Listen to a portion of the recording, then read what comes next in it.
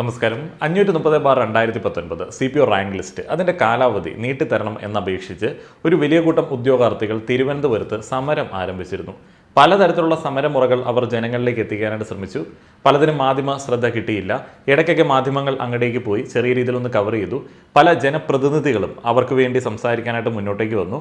ഏതായാലും അവരുടെ സമരം ബലം കണ്ടില്ല. ഇന്നലെ CPO റാങ്ക് ലിസ്റ്റിൻ്റെ കാലാവധി അവസാനിച്ചു. അവർ സമരം അവസാനിപ്പിക്കുകയാണ്. ഉദ്യോഗാർത്ഥികളുടെ സമരം ബലം കാണാതെ അവസാനിക്കുന്ന സമയത്ത് അത് അവരുടെ പരാജയം എന്നുള്ള രീതിയിൽ നോക്കി കാണാനായിട്ടല്ല ഞാൻ ആഗ്രഹിക്കുന്നത്. അത് സിസ്റ്റത്തിന്റെ പരാജയമാണ്. സിസ്റ്റത്തിന്റെ ഒരു തവണത്തെ പരാജയമല്ല, സ്ഥിരമായിട്ടുള്ള പരാജയം. സ്ഥിരമായി നമ്മുടെ നാട്ടിൽ ഗവൺമെന്റ് ജോലികൾക്കായി പരീക്ഷകൾ എഴുതി കാത്തിരിക്കുന്ന ആളുകൾക്ക് ഈ ഒരു അവസ്ഥ നേരിടേണ്ടി വരാറുണ്ട്. PSCയുടെ ഒരു നോട്ടിഫിക്കേഷൻ വരുമ്പോൾ 3 മാസം മുതൽ 1 വർഷം വരെ എടുക്കും അതിൻ്റെ ഒരു എക്സാം വരാനായിട്ട്. ആ ഒരു എക്സാം വന്നിട്ട് അതിൻ്റെ റിസൾട്ട് വരാനായിട്ട് പിന്നെയും 6 മാസം വരെ എടുക്കാറുണ്ട്. ഈ റിസൾട്ടും വന്നിട്ട് അതിനുശേഷം റാങ്ക് ലിസ്റ്റും അതിൻ്റെ കാത്തിരിപ്പും ഒക്കെ പിന്നീട് ഒത്തിരി കാലം അങ്ങോട്ട് നീളും. ഈ നീളുന്ന സമയത്ത് നമ്മൾ അവർക്ക് ആശ, പ്രതീക്ഷയൊക്കെ കൊടുക്കുകയാണ്.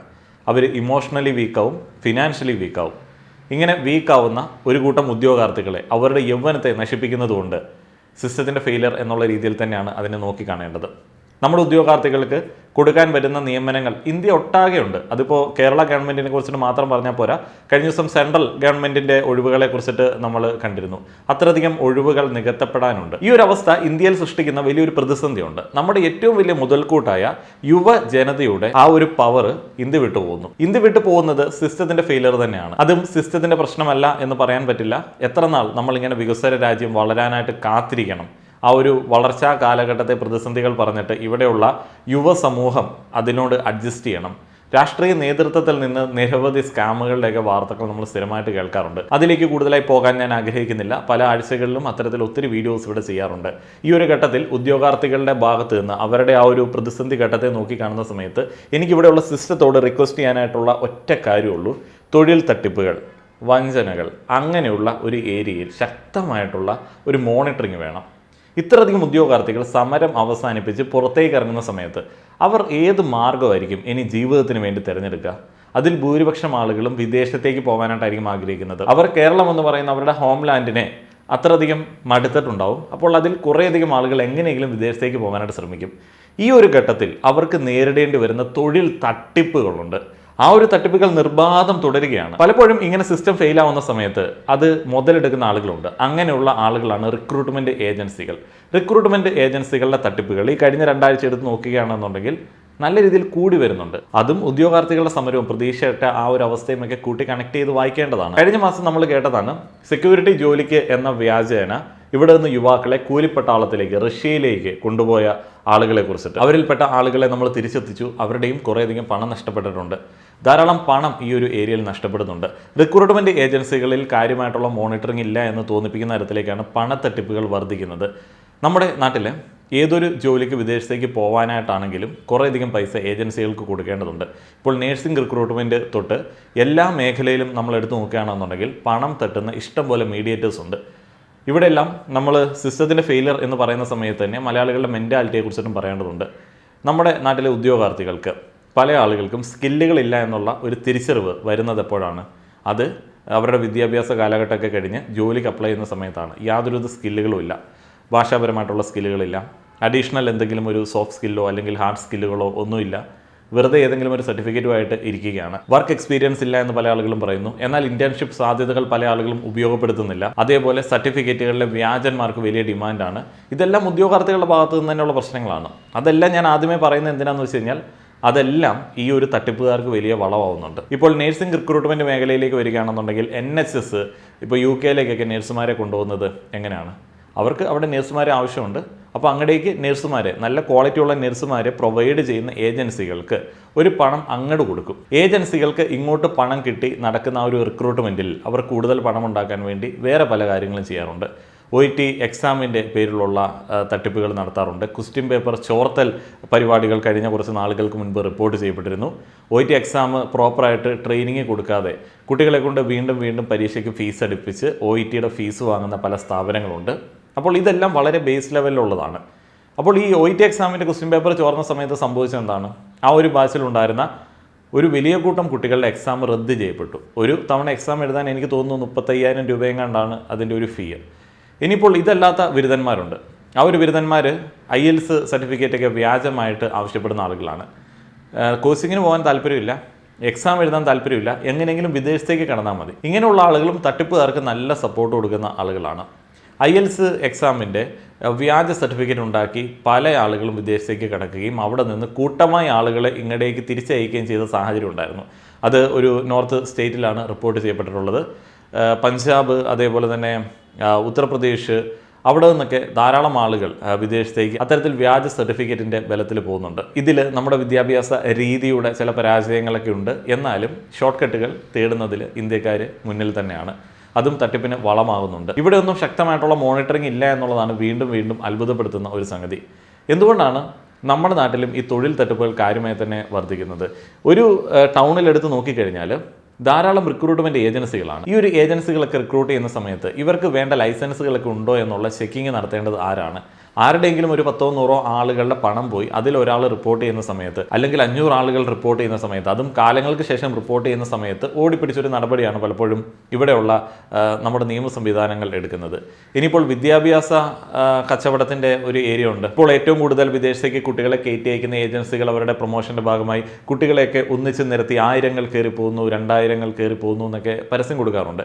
ഇത്രയധികം കുട്ടികൾ പോകുന്ന ഇടങ്ങളിൽ, അവർ പഠിക്കുന്ന സ്ഥാപനങ്ങളിൽ അതിനുവേണ്ട സൗകര്യങ്ങൾ ഉണ്ടോ എന്നുള്ളതിനെ കുറിച്ചിട്ട് ആരെങ്കിലും ചിന്തിക്കാറുണ്ടോ? കാനഡയിലെ വിദ്യാഭ്യാസത്തെ കുറിച്ചിട്ട് ഒരു ഡോക്യുമെൻ്ററി വന്നിരുന്നു. UK ഹൗസിംഗ് ക്രൈസിസിനെ കുറിച്ചിട്ട് ഒരു ഡോക്യുമെൻ്ററി വന്നിരുന്നു. ഇതെല്ലാം ഇവിടെയുള്ള മാതാപിതാക്കളോ കുട്ടികളോ കാണുന്നുണ്ടോ? ഇപ്പോൾ കാനഡ എഡ്യൂക്കേഷൻ നല്ലതാണ്, അവിടെ സാധ്യതകളുണ്ട്, കുട്ടികൾക്ക് ഇൻ്റർനാഷണൽ ഒരു എക്സ്പീരിയൻസ് കിട്ടും, ഇതെല്ലാം ശരി തന്നെ. അതിനുശേഷം അവിടെ സ്റ്റേ ചെയ്യാനായിട്ടുള്ള സാധ്യതകൾ എത്രത്തോളം ഉണ്ട് എന്നുള്ള കാര്യത്തിലൊന്നും പല ആളുകൾക്കും ഐഡിയ ഇല്ല. പണ്ട് എഞ്ചിനീയറിങ്ങിന് വേണ്ടി എല്ലാ ആളുകളും പോകുന്ന ഒരു ട്രെൻഡിനനുസരിച്ചിട്ട് പണിത കുറേയധികം എഞ്ചിനീയറിംഗ് കോളേജുകൾ ഇന്ത്യ ഒട്ടാകെ ഉണ്ടായിരുന്നു. അപ്പോൾ അതൊരു ട്രെൻഡായിരുന്നു. അപ്പോൾ എല്ലാ ആളുകൾക്കും എഞ്ചിനീയറിംഗിന് അഡ്മിഷൻ. എന്നാൽ കേരളത്തിൽ അഡ്മിഷൻ കിട്ടാതിരിക്കുന്ന സമയത്ത്, അടുത്തുള്ള ഒരു പ്രദേശത്തും അഡ്മിഷൻ കിട്ടാതിരിക്കുന്ന സമയത്ത് മനസ്സിലാക്കേണ്ട ഒരു സംഗതിയുണ്ട്. അപ്പോൾ അവർക്ക് അതിലുള്ള എന്തോ ഒരു സ്കില്ലില്ല.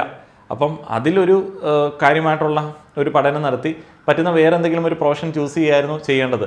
എന്നാൽ ആ ഒരു ഘട്ടത്തിൽ പല ആളുകളും അങ്ങനെ ചിന്തിക്കുന്നില്ല. വിദേശ വിദ്യാഭ്യാസത്തിന് മറ്റൊരു പ്രതിസന്ധിയും കൂടെ ഉണ്ട്. സ്കിൽ എന്ന് പറയുന്ന ഒരു കാര്യം, അല്ലെങ്കിൽ കരിയർ എന്ന് പറയുന്ന ഒരു കാര്യത്തിന് വലിയ ഫോക്കസ് ഒന്നുമില്ല.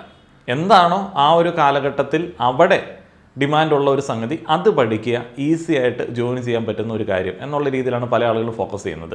ഇപ്പോൾ നഴ്സിംഗ് പോലുള്ള കരിയറിൽ, അല്ലെങ്കിൽ സോഫ്റ്റ്വെയർ രംഗത്തൊക്കെ പോയി കൂടുതൽ പഠിക്കുന്ന ആളുകളെ ഉദ്ദേശിച്ചല്ല, അല്ലാത്ത ചില ആളുകളുണ്ട്. ചെറിയ ചെറിയ എന്തെങ്കിലും സർട്ടിഫിക്കറ്റ് കോഴ്സുകൾ, വിദേശത്തേക്കുള്ള ഒരു എൻട്രി എന്നുള്ള രീതിയിൽ കണക്കിലെടുത്ത് പഠിക്കുന്ന ആളുകൾ. നാളെ അവിടെ ഒരു തൊഴിൽ പ്രതിസന്ധി വരികയാണ്. അപ്പോൾ തങ്ങളുടെ കയ്യിലുള്ള ഒരു സ്കില്ലുകൾ മറ്റൊരിടത്ത് ഉപകാരപ്പെടുമോ എന്നുള്ളതിനെ കുറിച്ചിട്ടും പല ആളുകളും ചിന്തിക്കുന്നില്ല. ഇതിന് കൂടെ ഒരു നെഗറ്റീവ് PR വർക്കുണ്ട് കാര്യമായി തന്നെ. അതിൽ നമ്മൾ സംശയദൃഷ്ടി വയ്ക്കുന്നതിനകത്ത് ഒരു തെറ്റുമില്ല.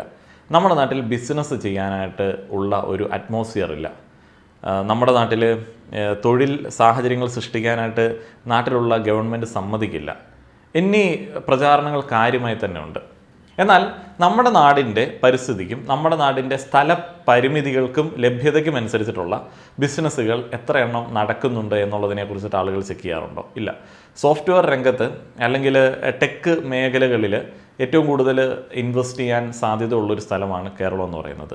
എല്ലാ ആൾക്കാരും ഇൻവെസ്റ്റ് ചെയ്യുന്ന സമയത്ത് നാട്ടിലൊരു കൊപ്ര ഫാക്ടറിയോ അല്ലെങ്കിൽ നാട്ടിൽ എന്തെങ്കിലും ഒരു ഫാക്ടറി തുടങ്ങാമെന്നുള്ളതാണ്. അങ്ങനെ അല്ലാത്ത ധാരാളം ബിസിനസ്സുകളുണ്ട്. ഒരു റൂമിൽ നിന്ന് തന്നെ ആരംഭിക്കുന്ന ഇഷ്ടം പോലെ ഗ്ലോബലി സെല്ല് ചെയ്യുന്ന പ്രൊഡക്റ്റുകൾ പോകുന്ന ഒരു സ്ഥലമാണ് കേരളം. അങ്ങനെയുള്ള ധാരാളം ബിസിനസ്സുകളുണ്ട്. സോഫ്റ്റ്വെയർ രംഗത്ത് നാട്ടിൽ നിന്ന് തന്നെ ഇഷ്ടം പോലെ സേവനങ്ങൾ നൽകുന്ന കമ്പനികൾ നിങ്ങളുടെയൊക്കെ ചുറ്റുപാടുകളിലും ഉണ്ടാവും. ഇങ്ങനെയുള്ള സാധ്യതകൾ ഇവിടെയുണ്ട്. അവിടെയൊന്നും ചുമടിറക്കാൻ വരുന്ന ചേട്ടന്മാർ വഴക്കൊന്നും ഉണ്ടാക്കില്ല. കാരണം ഡാറ്റ ചുമന്നല്ലല്ലോ ഇറക്കുന്നത്. അപ്പോൾ അങ്ങനെയുള്ള പേടികളൊന്നും വേണ്ട. അതേപോലെ തന്നെ നോക്കുകൂലി കൊടുക്കേണ്ട. അപ്പോൾ ഇങ്ങനെയുള്ള ധാരാളം ബിസിനസ്സുകളുണ്ട്. സാധ്യതകളെ കുറിച്ചിട്ട് പഠിപ്പിക്കുന്നില്ല, അല്ലെങ്കിൽ ആ ഒരു സാധ്യതകളെ കുറിച്ചിട്ട് പറയുന്ന സമയത്ത് ഡീമോട്ടിവേറ്റ് ചെയ്യുന്ന ഒരു PR വർക്കുണ്ട്. വിദേശത്തേക്ക് പോയാൽ മാത്രമേ നിങ്ങൾക്ക് പിടിച്ചു നിൽക്കാൻ പറ്റുള്ളൂ എന്നുള്ള ഒരു പ്രചാരണം ശക്തമായി തന്നെ ഉണ്ട്. ഈ ഒരു മാർക്കറ്റിങ്ങിനോടൊപ്പം ടെലികോളേഴ്സിൻ്റെ സേവനത്തെക്കുറിച്ചിട്ട് നമ്മൾ ഈ ഒരു ഘട്ടത്തിൽ ഓർക്കേണ്ടത് തന്നെയാണ്. +2 കഴിഞ്ഞ വിദ്യാർത്ഥികളുടെ, അല്ലെങ്കിൽ ഉദ്യോഗം തേടുന്ന ഉദ്യോഗാർത്ഥികളുടെ വലിയ ഡാറ്റ പല ആളുകളും പലയിടത്ത് ഷെയർ ചെയ്യുന്നുണ്ട്. നിങ്ങൾ ഏതെങ്കിലും ഒരു സ്ഥാപനത്തിൽ, ഏതെങ്കിലും ഒരു ഇടത്ത് നിങ്ങളുടെ ഡാറ്റ കൊടുക്കുന്ന സമയത്ത് വളരെ സൂക്ഷിക്കേണ്ടതുണ്ട്. ആ ഒരു ഡാറ്റ പല രീതിയിൽ വിൽക്കപ്പെടുന്നുണ്ട്. നിങ്ങൾ വെറുതെ ഇൻ്റർനെറ്റിൽ കാണുന്ന ഏതെങ്കിലും ഒരു ലിങ്ക് ക്ലിക്ക് ചെയ്യുന്ന സമയത്ത് അവിടെ നിങ്ങളുടെ സകല ഡീറ്റെയിൽസും അടിച്ചു കൊടുക്കാൻ പറയുന്ന സമയത്ത് അടിച്ചു കൊടുക്കേണ്ട ഒരു ആവശ്യവുമില്ല. അങ്ങനെ നമ്മുടെ അടുത്ത് നിന്ന് നമ്മുടെ പേഴ്സണൽ ഇൻഫർമേഷൻ എടുക്കുന്ന ആളുകളെ വളരെ സൂക്ഷിക്കേണ്ടതുണ്ട്. നിങ്ങൾ ഏതെങ്കിലും ഒരു സ്ഥാപനത്തിൽ ചെല്ലുകയാണെന്നുണ്ടെങ്കിൽ അവിടെ ഫീഡ്ബാക്ക് ഫോമൊക്കെ ഉണ്ടാവും. അവിടെ നമ്മുടെ സകലമാന ഡീറ്റെയിൽസ് എഴുതി കൊടുക്കേണ്ടി വരും. എന്തിനാണ് ഇവർ ഇങ്ങനെ നമ്മുടെ അടുത്തുനിന്ന് ഡാറ്റ വലിയ സ്നേഹത്തോടെ പിടിച്ചു വാങ്ങുന്നത്?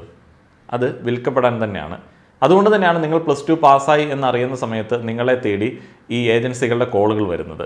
നിങ്ങൾ OET എക്സാമിന് പോകാൻ ആഗ്രഹിക്കുകയാണ്, IELTS പോകാൻ ആഗ്രഹിക്കുകയാണ് എന്നുണ്ടെങ്കിൽ അപ്പോൾ തന്നെ കോളുകൾ വരും. പല ഏജൻസികൾ അങ്ങോട്ടും ഇങ്ങോട്ടും ഇത് തമ്മിൽ വിൽക്കുന്നുണ്ട് നിങ്ങളുടെ ഡാറ്റ. എന്നിട്ട് നിങ്ങളെ വിളിക്കുകയാണ്. ആര് കൂടുതൽ കൺവിൻസ് ചെയ്യുന്നു അവർക്ക് കച്ചവടം കിട്ടും എന്നുള്ളതാണ്. അങ്ങനെ കുട്ടികളെയും മാതാപിതാക്കളെയൊക്കെ മാനിപ്പുലേറ്റ് ചെയ്ത് ലോണൊക്കെ എടുപ്പിച്ചിട്ടാണ് പലപ്പോഴും ഈ അബ്രോഡ് എഡ്യൂക്കേഷൻ വിൽക്കപ്പെടുന്നത്. ദുരനുഭവങ്ങൾ ഷെയർ ചെയ്യുക എന്ന കാര്യത്തിൽ ദുരഭിമാനമുള്ള ആളുകളാണ് നമ്മൾ മലയാളികൾ. വിദേശത്തേക്ക് പോയി പെട്ട് പണ്ടാരമടങ്ങുന്ന പല ആളുകളും അവരുടെ അനുഭവങ്ങൾ പങ്കുവയ്ക്കാറില്ല. ഇനിയിപ്പോൾ അനുഭവങ്ങൾ പങ്കുവച്ചിട്ടുള്ള ആളുകളുടെ അനുഭവം എന്തായിരിക്കും? അതിന് താഴെയുള്ള കമൻറ്റ് ബോക്സിൽ ആളുകൾ പറയും, നിങ്ങളവിടെ സുഖിക്കുകയാണ്, ഞങ്ങൾ അങ്ങോട്ടേക്ക് വരാതിരിക്കാൻ വേണ്ടിയാണ് നിങ്ങളിത് പറയുന്നത്. ആ ഒരു മെൻറ്റാലിറ്റി ഉള്ള ആളുകൾക്കിടയിൽ ഈ ഒരു അനുഭവങ്ങൾക്ക് പ്രത്യേകിച്ച് വാല്യൂ ഒന്നും ഉണ്ടാവില്ല. അതുകൊണ്ട് തന്നെ പല ആളുകളും അവരുടെ അനുഭവങ്ങൾ ഷെയർ ചെയ്യില്ല. പല ആളുകളും വിദേശ വാസം മതിയാക്കി നാട്ടിലേക്ക് തിരിച്ചു വരുന്നുണ്ട്. ഒരാളുടെ പ്രായം, അദ്ദേഹത്തിൻ്റെ സ്കില്ല്, അദ്ദേഹത്തിൻ്റെ മുന്നോട്ടേക്കുള്ള വിഷൻ, നാട്ടിൽ അദ്ദേഹത്തിൻ്റെ സാധ്യതകൾ, അതൊക്കെ അടിസ്ഥാനപ്പെടുത്തി മാത്രമാണ് നമ്മൾ ഏതൊരു രാജ്യത്താണ് സെറ്റിൽ ചെയ്യണം എന്നുള്ള ഒരു സംഭവം ഇരിക്കുന്നത്. അതിനകത്ത് പല ആളുകളും പലതും ചിന്തിക്കേണ്ടതുണ്ട്. ഇപ്പോൾ നാട്ടിലെ വലിയ സാധ്യതകൾ നിങ്ങൾ ഉപേക്ഷിച്ചിട്ട് വിദേശത്തേക്ക് പോകുന്ന സമയത്ത് അവിടെ കിട്ടുന്ന റിട്ടേണും അവിടെ നിങ്ങൾക്ക് എടുക്കേണ്ടി വരുന്ന സ്ട്രെസ്സും നിങ്ങൾ ആലോചിക്കേണ്ടത് തന്നെയാണ്. ഇപ്പം നാട്ടിൽ അത്യാവശ്യം കുഴപ്പമില്ലാത്ത ഒരു സ്വന്തം വീട്ടിൽ, ലോണില്ലാത്തൊരു വീട്ടിൽ താമസിക്കുന്ന ഒരു വ്യക്തിക്ക് അവിടെ നിന്ന് ജോലിക്ക് പോയി വരാൻ സാഹചര്യമുള്ള ഒരിടത്ത് കിട്ടുന്ന ഒരു കംഫർട്ടായിരിക്കില്ല, ഒരു സ്ട്രെസ് ഫ്രീ ലൈഫായിരിക്കില്ല നിങ്ങൾക്ക് പലപ്പോഴും വിദേശത്തുണ്ടാവുന്നത്. നിങ്ങളിൽ 2 ആളുകൾ ജോലിക്ക് പോകേണ്ടി വരും. അപ്പോൾ അവിടെ ശിശു പരിപാലനം എന്ന് പറയുന്ന ഒരു കാര്യത്തിന് ബുദ്ധിമുട്ടുണ്ടാവും. അപ്പോൾ അങ്ങനെയുള്ള പല കാര്യങ്ങളെക്കുറിച്ചിട്ട് ആലോചിക്കേണ്ടതുണ്ട്. ഇതിന് ഉള്ള ഒരു ഗൈഡൻസ് കൊടുക്കുന്ന ആരെങ്കിലും ഇവിടെ ഉണ്ടോ? ഇല്ല. അങ്ങനെയുള്ള ഗൈഡൻസ് ഒന്നുമില്ല. സാധ്യതകളെക്കുറിച്ചിട്ടും ഇവിടെയുള്ള സാധ്യതയില്ലായ്മയെക്കുറിച്ചിട്ടുമാണ് ഏറ്റവും കൂടുതൽ ക്ലാസ്സുകൾ എടുക്കുന്നത്. ഇനി നമ്മൾ ഈ ഒരു വീഡിയോ അവസാനിപ്പിക്കുന്ന സമയത്ത് സിസ്റ്റത്തിൻ്റെ ഫെയിലിയറിനെ കുറിച്ചിട്ടാണ് നമ്മൾ ആദ്യം പറഞ്ഞത്. മലയാളി മൈൻഡ് സെറ്റിനെ കുറിച്ചിട്ട് അവസാനം പറഞ്ഞിട്ടുണ്ട്. ഇനി മറ്റൊരു കാര്യത്തെക്കുറിച്ചിട്ട് പറയാം. അത് നമ്മുടെ ആളുകൾ തന്നെയാണ് ചെയ്യുന്നത്. എങ്ങനെയെങ്കിലും വിദേശത്തേക്ക് കടന്നു കഴിഞ്ഞാൽ 10 വിസ കൂട്ടുകാർക്ക് കൊടുക്കണം എന്ന ആഗ്രഹമുണ്ടായിരുന്ന നിഷ്കളങ്കരായിട്ടുള്ള സ്നേഹമുള്ള ആളുകൾ ഒരു കാലത്തൊക്കെ ഉണ്ടായിരുന്നു. അപ്പോൾ ആ ഒരു നിഷ്കളങ്കതയിൽ കുറച്ച് പ്രാക്ടിക്കാലിറ്റികൾ മിക്സ് ചെയ്തിട്ട് ആ ഒരു വിസയ്ക്ക് ചെറിയൊരു തുക ഈടാക്കുന്ന ആളുകൾ പിന്നീടുള്ള കാലങ്ങളിലുണ്ടായി. എന്തൊക്കെയാണെങ്കിലും രക്ഷപ്പെടാനായിട്ടുള്ള ഒരു സാധ്യത തുറന്നിടുന്ന ഒരു സംഭവമായിരുന്നു അത്. എന്നാൽ അതിനുശേഷം ഈ നിഷ്കളങ്കതയും പ്രാക്ടിക്കാലിറ്റിയൊക്കെ അങ്ങോട്ട് മാറ്റി വെച്ചിട്ട് തൊഴിൽ തട്ടിപ്പുകളിലേക്ക് മലയാളികളിലേക്ക് ഇറങ്ങി ചെല്ലാനായിട്ട് തുടങ്ങി. ഇപ്പോഴുള്ള പുതിയ ട്രെൻഡ് എന്ന് പറയുന്നത് ഇവിടെ നിന്ന് അബ്രോഡ് പോയ കുട്ടികൾ നാട്ടിലുള്ള ഏജൻസികളുടെ ഏജന്റുമാരായി പ്രവർത്തിക്കുന്നു എന്നുള്ളതാണ്. ഗുണ്ടകളെ പോലെ അവിടെ പെരുമാറുന്നു എന്നീ കാരണങ്ങളൊക്കെ കഴിഞ്ഞ ദിവസം ഒരിടത്ത് കേൾക്കുകയുണ്ടായി. അതേപോലെ ഇവിടെ നിന്ന് മലയാളികളായിട്ടുള്ള ആളുകൾ നഴ്സുമാരായി വിദേശത്തേക്ക് പോയിട്ടുള്ള ആളുകൾ ഇവിടെ നിന്ന് മറ്റൊരാൾക്ക് അവസരം കൊടുക്കാനായിട്ട് 10-15 ലക്ഷമൊക്കെ ചോദിക്കുന്ന ചില സാഹചര്യങ്ങളും കണ്ടു. പലപ്പോഴും പല നഴ്സുമാരുടെയും ഡിപ്പെൻഡൻറ്റ് വിസയിൽ പോയിട്ടുള്ള പല ആളുകളും അവിടെ റിക്രൂട്ട്മെൻറ്റ് പരിപാടികൾ സ്റ്റാർട്ട് ചെയ്തിരിക്കുകയാണ്. അപ്പോൾ ഇത്തരത്തിൽ ഒത്തിരി ചൂഷണം നടക്കുന്നുണ്ട്. ചൂഷണം എന്ന് പറയുന്നത് ഒരാൾ ജീവിക്കാൻ വേണ്ടി മറ്റൊരാളെ നല്ല രീതിയിൽ പറ്റിക്കുന്നു എന്നുള്ളതാണ്. ഇപ്പം നിങ്ങൾക്ക് കിട്ടുന്ന ഒരു സർവീസ് ആയിരിക്കും, പക്ഷെ ആ ഒരു സർവീസിന് നിങ്ങളുടെ കയ്യിൽ നിന്ന് ഈടാക്കുന്നത് ആ ഒരു സർവീസിന് നോർമലായിട്ട് വാങ്ങേണ്ട തുകയുടെ 10-20 ഇരട്ടിയാണ് എന്നുണ്ടെങ്കിൽ അതൊരു ചൂഷണം തന്നെയാണ്. അതുകൊണ്ട് തന്നെ ഈ ഒരു മേഖലയിൽ കാര്യമായി തന്നെ പഠിച്ച് പ്രോപ്പറായിട്ടുള്ള രീതിയിൽ തന്നെ പോകാനായിട്ടുള്ള ട്രെയിനിങ് ആണ് സ്കൂളുകളിലും കോളേജുകളിലും ഇനി കൊടുക്കേണ്ടത്. അപ്പോൾ ഞാൻ പറയുന്നത് കരിയർ ഗൈഡൻസ് എന്ന് പറയുന്ന ഒരു പരിപാടി സ്കൂളുകളിലുണ്ടായിരുന്നു. ഇപ്പോൾ ഉണ്ടോ എന്നുള്ളത് എനിക്കറിയില്ല. അപ്പോൾ അവിടെ വിദേശ വിദ്യാഭ്യാസത്തെക്കുറിച്ചിട്ട് കാര്യമായി തന്നെ ഉള്ള ഒരു സെമിനാർ അറേഞ്ച് ചെയ്യണം. അത് ഏജൻസികൾ സ്പോൺസർ ചെയ്തിട്ടുള്ള സെമിനാറുകളായിരിക്കരുത്. വളരെ പ്രൊഫഷണൽ ആയിട്ടുള്ള നമ്മുടെ രാജ്യത്തിൻ്റെ ഫോറിൻ റിലേഷൻസുമായി ബന്ധപ്പെട്ട ആളുകൾ അവരുടെ നേതൃത്വത്തിൽ അവരുടെ മോണിറ്ററിങ്ങിലുള്ള ഒരു സെമിനാർ ആയിരിക്കണം സ്കൂളുകളിലും കോളേജുകളിലുമൊക്കെ അറേഞ്ച് ചെയ്യേണ്ടത്. അതേപോലെ കുറച്ചും കൂടെ ട്രാൻസ്പെറൻ്റ് ആവേണ്ടതുണ്ട് ഇവിടെയുള്ള റിക്രൂട്ട്മെൻറ്റ് കാര്യങ്ങളൊക്കെ. ഇത്തരത്തിലുള്ള കാര്യങ്ങളാണ് നമ്മൾ ഈ ഉദ്യോഗാർത്ഥികളുടെ സമരം അവസാനിക്കുന്ന സമയത്ത് ഡിസ്കസ് ചെയ്യേണ്ടത്. സാധ്യതകളുണ്ട്, അത് എല്ലായിടത്തും സാധ്യതകളുണ്ട്. ഇപ്പോൾ ഒന്നുമില്ലാത്ത മരുഭൂമിയിൽ പോയി അവിടെ വലിയ സാധ്യതകൾ തീർത്ത ആളുകളാണ് മലയാളികൾ. ആഫ്രിക്കയിലെ പല ഉൾപ്രദേശങ്ങളിലേക്കും ആളുകൾ പോകുന്നുണ്ട്, മലയാളികൾ പോകുന്നുണ്ട്. അത് സാധ്യതകൾ ഉള്ളയിടത്തേക്ക് അവിടെ വൈറ്റ് കോളർ ജോബ് ചെയ്യാൻ വേണ്ടിയല്ല, അവിടെ സാധ്യതകൾ ഉണ്ടാക്കി അവിടെയുള്ള ആ ഒരു ദാരിദ്ര്യത്തിൽ സാധ്യത കാണുന്ന ഒരു അവസ്ഥയാണ്. അപ്പോൾ അങ്ങനെയൊക്കെയുള്ള പല സാധ്യതകൾ എല്ലായിടത്തും ഒളിഞ്ഞു കിടപ്പുണ്ട്. നമ്മുടെ നാട്ടിലെ പല രീതിയിലുള്ള തൊഴിൽ പ്രതിസന്ധികൾ ഇനി വരാൻ കിടക്കുന്നതേ ഉള്ളൂ. ഇപ്പം ഈ ഇൻഫ്ലുവൻസേഴ്സ് എന്ന് പറയുന്നത് തന്നെ വേറൊരു വലിയ തൊഴിൽ പ്രതിസന്ധിയിലേക്ക് കൊണ്ടുവന്നെത്തിക്കുന്ന ഒരു കാര്യമാണെന്ന് എനിക്ക് തോന്നാറുണ്ട്. ഇപ്പം നമ്മളെല്ലാവരും സോഷ്യൽ മീഡിയ ഉപയോഗിക്കുന്നുണ്ട്. ഇപ്പം ഞങ്ങളെപ്പോലുള്ള ചില ആളുകൾ അതിൽ നിന്ന് ഏൺ ചെയ്യുന്നുണ്ട്. അപ്പം ഇതൊരു പ്രൊഫഷനായിട്ട്, ഫുൾ ടൈം പ്രൊഫഷനായിട്ട് ഡിപ്പെൻഡ് ചെയ്യുന്ന ആളുകളുടെ എണ്ണം കൂടുകയാണെന്നുണ്ടെങ്കിൽ വളരെ ഏർലി ഏജിൽ തന്നെ, ഇതിന് പ്രായം ഒരു പ്രശ്നമല്ലല്ലോ. അപ്പം പ്രായം കുറയും തോറും സാധ്യതകൾ കൂടുകയാണ്.